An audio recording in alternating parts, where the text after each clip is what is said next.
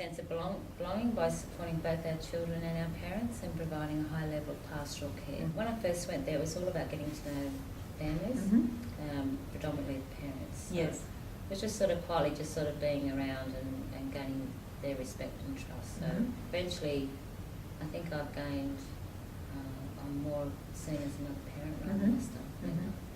And taking that role as often I'd say, oh, as a parent, I know I can see where you're coming from, or, you know, and just listening to them. And it's not always about addressing or fixing them a problem, it's just being around and just being accessible.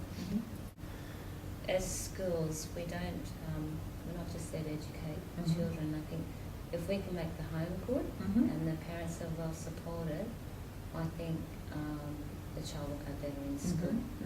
So I think they'll have a natural flow, and so I kind of see it's broadened a little bit about our responsibilities in educating children. I think it really steps into supporting families a lot, and I think pretty much the possibilities and the outcomes are absolutely endless. Whenever I talk to a parent, I always tell them their first point of contact should always initially be with the teacher.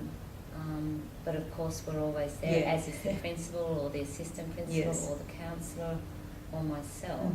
But I think that's where we always need to start, because actually we're advocating and promoting, and the teacher is the foremost one, has the most to do with the child. So we want to obviously support that. So we also link in with other schools in the community. We advertise all our parent workshops and invite them. All of the childcare centres for kindy orientation.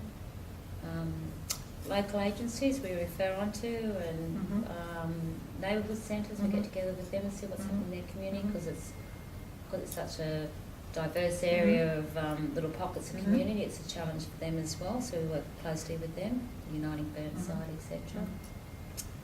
Also connect with new families through the kindy orientation, especially. And also just new families coming in, and often that might be I'll give them a call, or I'll get a class parent to link in with them and pass the number on to the class parent. One of our staff members at school started up Numbers Alive, and it was a fun interactive morning, and it was really hands-on and lots of fun, and it was a different way of engaging parents. And we not only had parents there, we had grandparents as well. And the kids taught them how to do maths. Yeah, that's right. We re-established a fallen class parent network, and it's very successful, and it's been running every year since. And with that, we've initiated a class parent handbook, which gives you an A to Z directory of what goes on in the school, so they're very knowledgeable to pass them to other parents.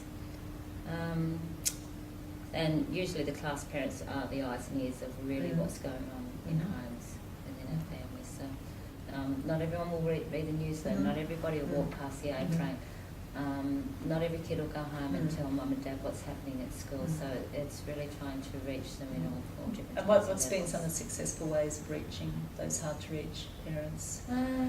I think networking, class parents, other parents connected with other parents. I think generally the school in itself, the teachers making their calls, which is predominantly coming up, you know, they're keeping parents up to speed on what's happening with the child in school, especially if there was a concern at any level. So having that contact, such as a person in your role at the school's been a really effective way of reaching to those hard to reach people. And building a sense of community. You know, and people hear things. You don't reach everybody, but I'm pretty sure we've reached a lot of people, a majority of our families in our schools, in a very positive way. Identify and establish the meals committee. We have 15 to 20 volunteers at any given year, and they're not only parents or staff members that are on the volunteer. We also have had grandparents or somebody in the parish that has volunteered their time. So pretty much we run a munch and crunch day for every grade throughout the year. They bring cake slices and etc. And we have the morning tea, and things are sold for 20 and 50 cents. Usually they range between $250 up to as high as $400, and that money goes back into looking after our families. So pretty much the volunteers can, we have a $25 limit, they can keep their receipts and be reimbursed for their money. More often not, they don't want to be reimbursed. We phone the family, make sure they're happy with receiving them. Usually they're not. But when I say to them, well, you know, it's munch and crunch money, and what you're putting in is just coming back to you. Yeah. And, you know, sometimes if you're going to give it, you have to learn to take it as well. So that works very well. And then usually they go, oh, okay, then that'd be great. I really appreciate it. So, and it might be anything from an illness, a trauma, financially hardship, and sometimes it's just the joy of a new baby in the family. And times are busy and.